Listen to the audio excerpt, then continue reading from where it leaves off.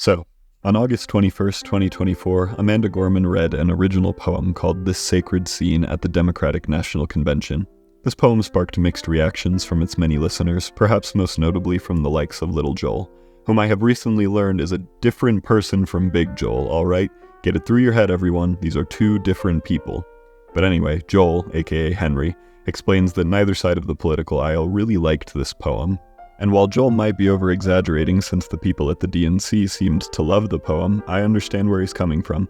To a conservative, this poem might sound too progressive, and to a progressive, this poem probably doesn't sound progressive enough.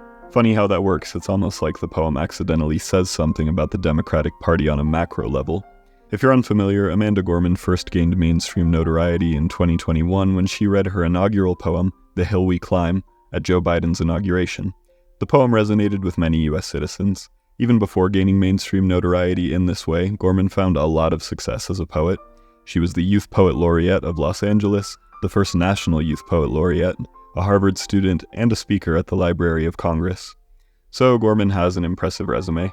And before anyone says that I might be criticizing Gorman's poem because I'm jealous of her, let me just get one thing out of the way. Yes, I am jealous of her. How could I not be jealous of someone so intelligent and accomplished? But that doesn't mean I'm not also thrilled and happy for her, nor does it mean that I can't think about her work critically or approach it in good faith. In late 2023 into early 2024, I read Gorman's collection Call Us What We Carry, and I liked it quite a bit. Looking back, the poems that stand out the most are those which emphasize history. In particular, I remember that Gorman did a series of erasure poems with the base text lifted from a World War II soldier's notebook. The collection's optimism was much appreciated, as well as the research that went into the text. Normally, I don't love poems that are as upfront as Gorman's tended to be. Even still, I felt most of these poems were more than the sum of their parts. In fact, if you're looking to get into poetry but don't know where to start, I might recommend Amanda Gorman. I think her poetry is mostly quite accessible for new readers. It's not a perfect collection, but I thought it was well worth the read. Gorman absolutely deserves her success, in my opinion, but that success comes with the expectation of criticism. I simply intend to keep my criticism focused on the art and not on the person. May everyone in the comments please do the same. Keeping that in mind, Gorman's life will inform some of this analysis. As we've discussed before, it's pretty much impossible to separate the art from the artist, but the way Gorman chooses to live her life isn't what makes her poetry good or bad. So let's talk about Gorman's DNC poem, This Sacred Scene. As we discuss it, we can decide if the criticisms toward the poem felt justified. On top of that, let me acknowledge that I started writing this script in September. Now, post-election, I also want to look at this poem in hindsight. Have my feelings, have our feelings, changed now that Donald Trump is the president-elect? So to start, I will perform a reading of the poem, and keep in mind Gorman reads this differently than I'm about to. We gather at this hallowed place because we believe in the American dream. We face a race that tests if this country we cherish shall perish from the earth, and if our earth shall perish from this country. It falls to us to ensure that we do not fall, for a people that cannot stand together cannot stand at all. We are one family, regardless of religion, class, or color, for what defines a patriot is not just our love of liberty, but our love for one another. This is loud in our country's call, because while we all love freedom, it is love that frees us all. Empathy emancipates, making us greater than hate or vanity. That is the American promise, powerful and pure. Divided we cannot endure, but united we can endeavor to humanize our democracy and endear democracy to humanity. And make no mistake, cohering is the hardest task history ever wrote. But tomorrow is not written by our odds of hardship, but by the audacity of our hope, by the vitality of our vote. Only now, approaching this rare air, are we aware that perhaps the American dream is no dream at all, but instead a dare to dream together. Like a million roots tethered, branching up humbly, making one tree, this is our country. From many, one, from battles won, our freedoms sung, our kingdom come, has just begun. We redeem this sacred scene, ready for our journey from it. Together, we must birth this early republic and achieve an unearthly summit. Let us not just believe in the American dream, let us be worthy of it. Okay, before we get into the analysis, I do want you to be aware of something very quickly. I've shown the poem on screen, but this is sort of just my best guess as to its form based on multiple news outlets formatting. I can't say for certain how the lines and stanzas were broken up, which very well could affect our reading of the poem, so for simplicity's sake, we're mostly going to be ignoring form, which actually reveals an important point about this poem.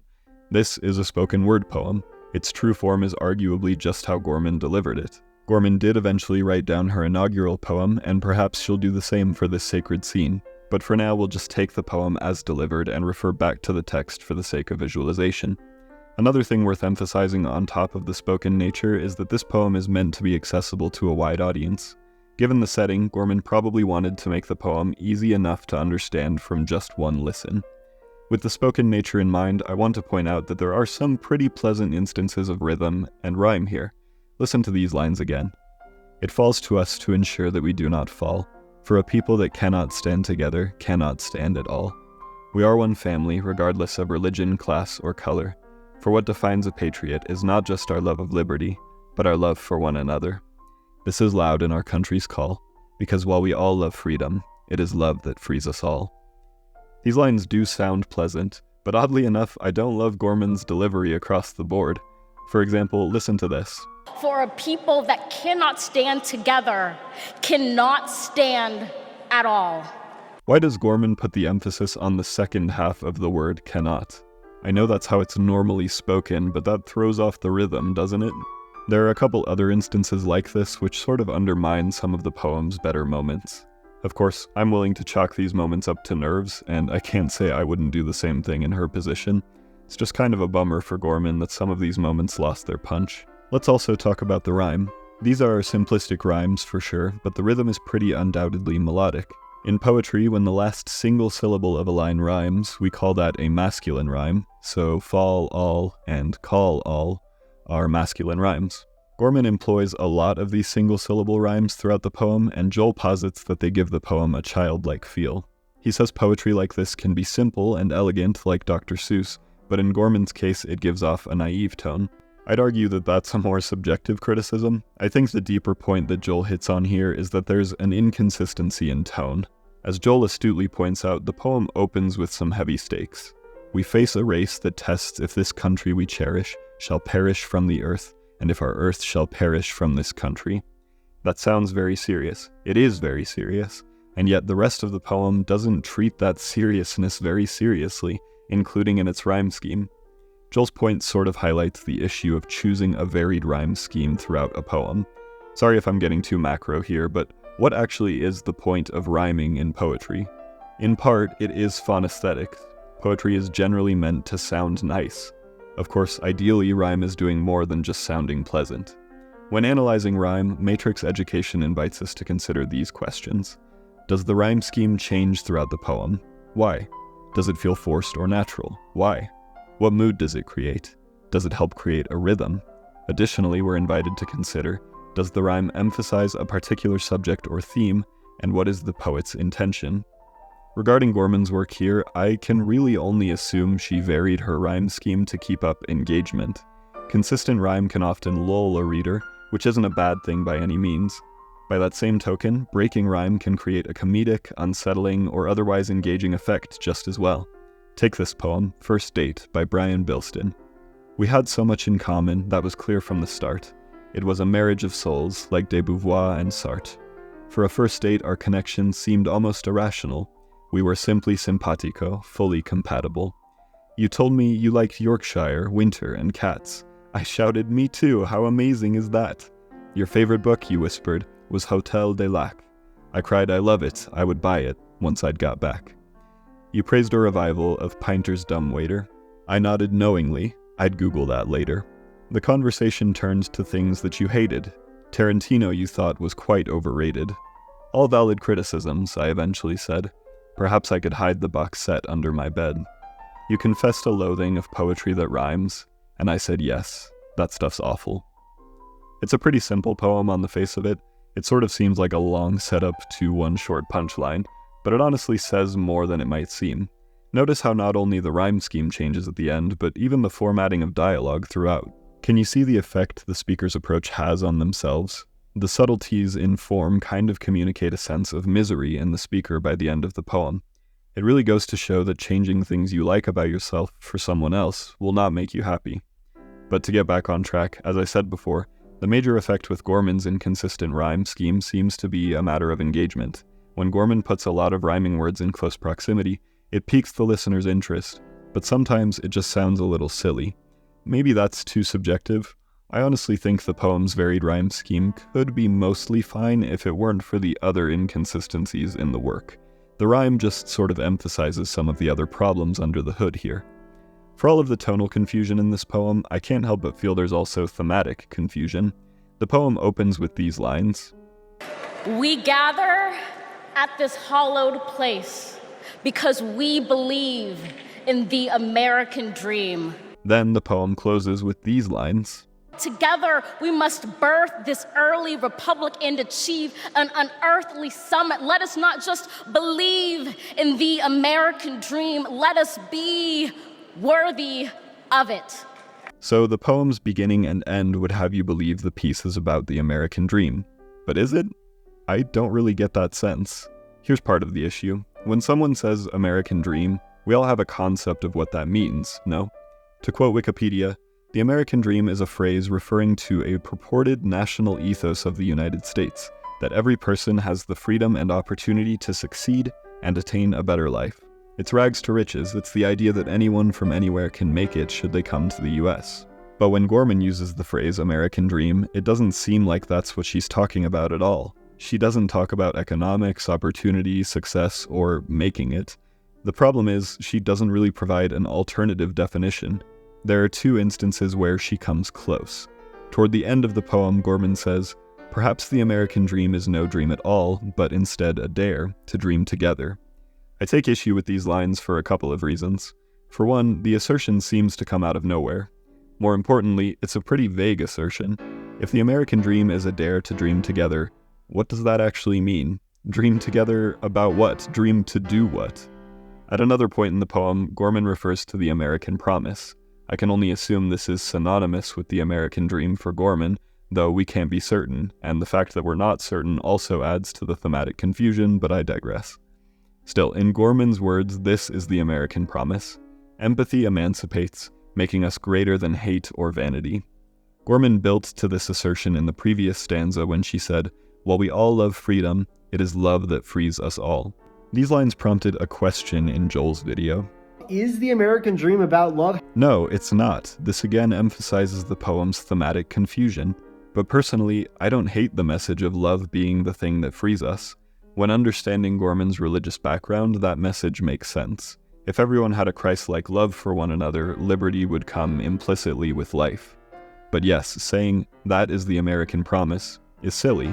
The question of love versus liberty is an interesting question, but one that a poet might not be willing to explore with a general audience. So Gorman doesn't really explore the question at all. She kind of just takes it as a given that love is greater than all. That's honestly really frustrating because the question of love versus liberty would be a great basis for a poem unto itself. In fact, that would have been a great opportunity for Gorman to define the American dream in her own terms. Why, for Gorman, is the American dream all about love? How does she figure that? How does she come to that conclusion? We don't get any of that internal debate or discourse. I think because Gorman wants to keep things simple. So some of her assertions come off as facts, which is sort of naturally going to leave a reader a step behind the author. When making philosophical assertions with no explanation, I'm left wondering where the conclusion came from. We can compare this to Gorman's inaugural poem, The Hill We Climb. This poem starts with this line. When day comes, we ask ourselves, where can we find light in this never-ending shade? So we understand that this poem is about light and darkness. However, in a poetic sense, light and darkness don't have specific definitions the way a term like the American dream does. Immediately when Gorman says light and shade, we understand that she's speaking metaphorically. Moreover, she only strengthens these ideas by providing examples of light and darkness throughout the poem.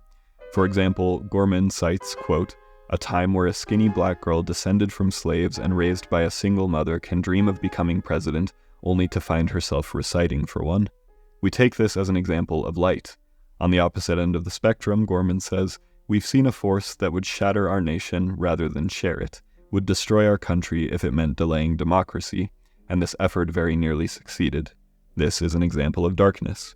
So it makes sense when the poem ends with this line. When day comes, we step out of the shade, aflame and unafraid. The new dawn blooms as we free it. For there is always light, if only we're brave enough to see it, if only we're brave enough to be it. In The Hill We Climb, the closing line is relevant, impactful, and makes total sense in the context of the poem. However, in this sacred scene, the last line loses all of its punch. When Gorman says, "Let us not just believe in the American dream, let us be worthy of it." I don't know what she means because she hasn't made her notion of the American dream clear. How can I be worthy of the American dream when I don't know what it is? Anyway, have I yapped long enough now? Ultimately, a lot of my issues come down to this question that Joel asked. Is this a speech or is this a poem? As much as we, the audience, are caught up in that question, I can't help but feel that Gorman is caught up in that question too.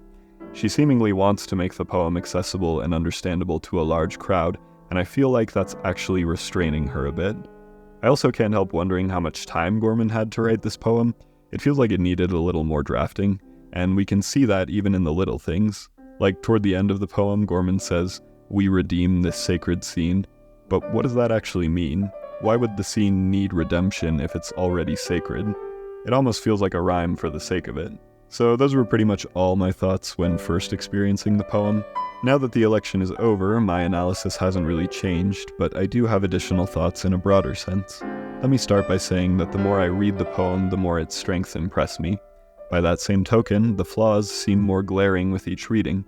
Still, as with most of her poems, I really do appreciate the message of hope and love that Gorman tried to impart. It just feels a little incomplete.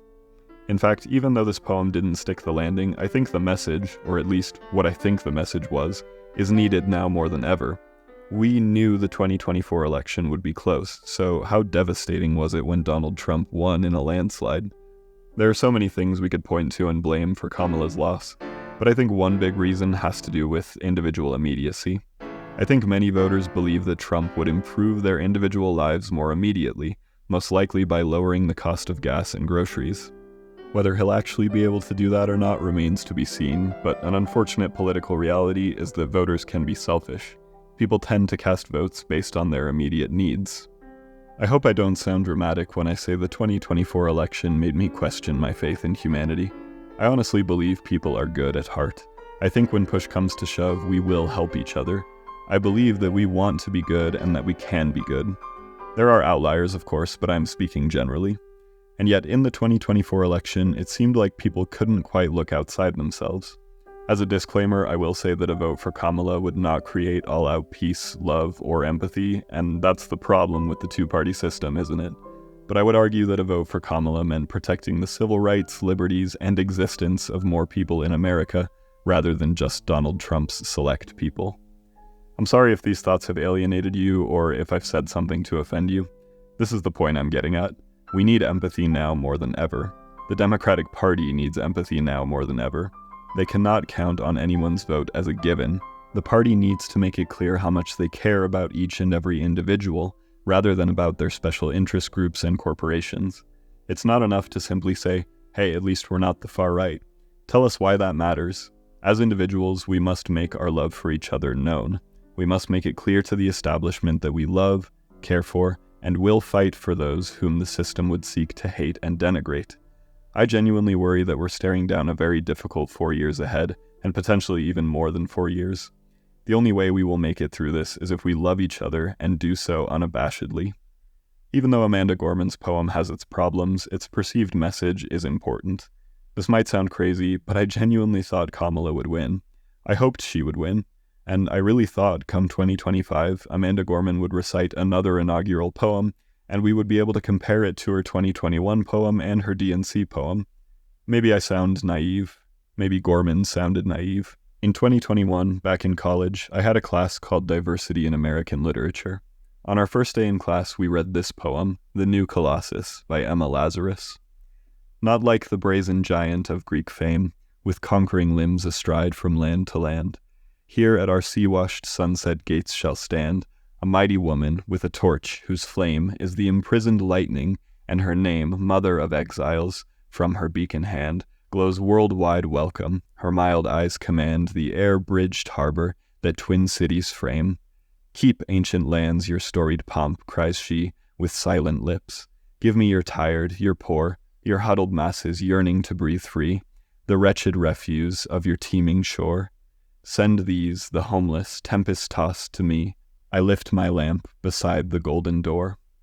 If it wasn't clear, this poem is about immigration. Lazarus specifically wrote it in the context of the floods of Jewish immigrants who poured into Ellis Island in the 1880s. From a family of Jewish immigrants herself, Lazarus took the matter very seriously, and even though the poem was written in the context of Jewish immigrants specifically, the poem became a tribute to immigration as a whole. In 1903, the US engraved the poem on the Statue of Liberty for its powerful message. When my peers and I read this poem back in my college course, we approached it with a lot of cynicism. We couldn't deny that it was a well-written poem, but given the United States' current sentiments on immigration, from both parties, might I add, the poem rang very hollow. But the more I thought about it, the more I realized Emma Lazarus wasn't naive. She wasn't stupid just because she didn't see the America that we see now. She was full of hope, and how can I fault her for that? I do look forward to hearing from Amanda Gorman again. I think a voice like hers is much needed and much appreciated in the poetry community and in modern political discourse. And even though her DNC poem was a bit of a misfire, I really am excited to see what she comes up with next. But what did you think of Amanda Gorman's poem? Do you think about it any differently post-election? Please tell me everything. And hey, before you go, take a look at this piece. This is a poem called Days of Drear by one of my patrons, A.V. Lucero. I often find on days of drear that I am asking why, that we are here through chore and cheer, as you are, so am I. If we be an image made, I gaze in eyes like mine. How can it be that there I see no trace of spark divine? I witnessed not a grand design, beheld no greater plan. I looked upon the face of God, and there saw only man.